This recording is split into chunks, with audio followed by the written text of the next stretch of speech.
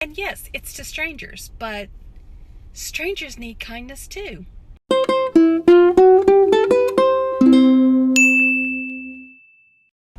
Hey y'all, and welcome to a new week of Hot Chocolate Chat. Today I'm drinking a water and I want to talk about aluminum foil. You know how on aluminum foil it has a shiny side and then it has a matte side? So which side are you supposed to use for what? This came up because we had an ordination service for our friend Brad at the church and we were going to eat, so I had to bring food. And we were just bringing taquitos because who don't love taquitos, you know what I'm saying? And anyway, we were trying to figure out how to keep them warm. So we baked them and then we were wrapping them in aluminum foil, and then my husband was using the matte side closest to the taquitos. I'm like, no, use the shiny side.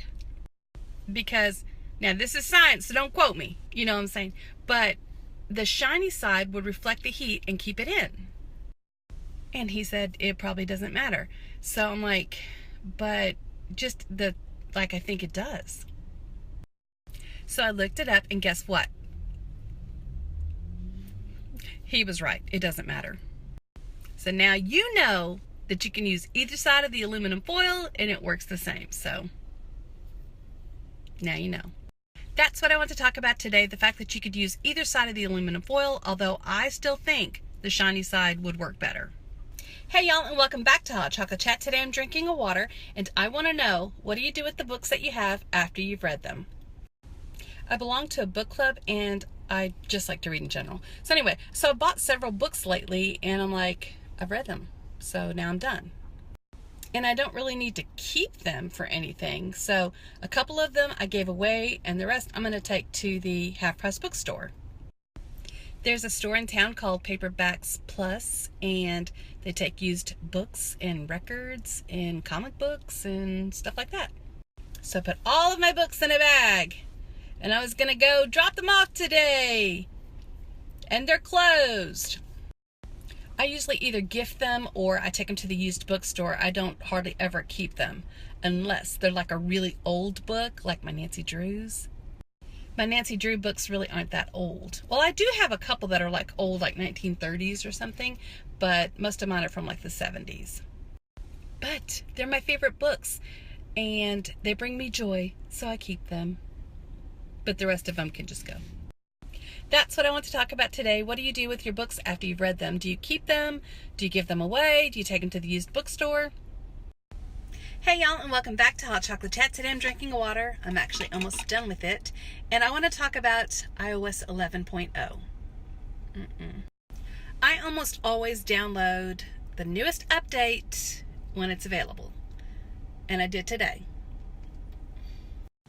And before you do that, just stop, take a deep breath, and let's talk about it. Because now I can't play my Words with Friends Pro. So it's not compatible with the 11.0 update. And it changed some other stuff around, and it added some stuff to your text messages. I'm trying to embrace the change. I really am. But I should have just waited until I had more time to kind of process and absorb all the changes. But I didn't know it was going to do that, and I didn't know it was going to make my Words with Friends not work, because obviously that's important. But I'm just saying, and it's telling me to contact the Words with Friends Pro developer people and tell them it's not working. And I'm like, why don't you do that? And when you pull up your text messages, it's got all your apps and stuff on the bottom. I don't need all that down there. So who else has done the update? Raise your hands. Raise your hand. Let me see where you are. Holla.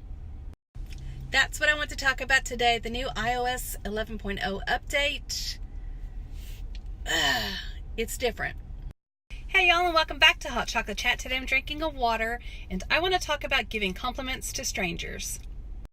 This is something that one of my sons, it was either Nikki or Hansi, I'm not really sure which, but anyway, they said that my daughters do it and I do it. We'll see somebody and we'll say oh, you have pretty eyes, or oh, that top looks really good on you, or oh, I love your hair, or oh, those jeans are cute. Is that weird? Do you do that?